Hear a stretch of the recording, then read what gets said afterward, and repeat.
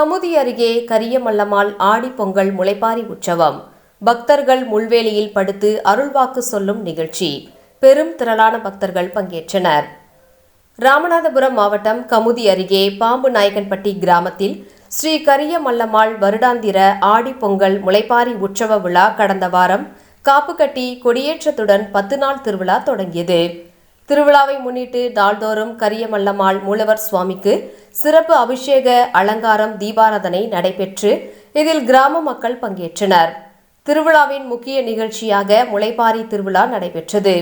கோவில் முன்பு வைக்கப்பட்டிருந்த முளைப்பாரிக்கு பெண்கள் ஒயிலாட்டம் ஆடினர்.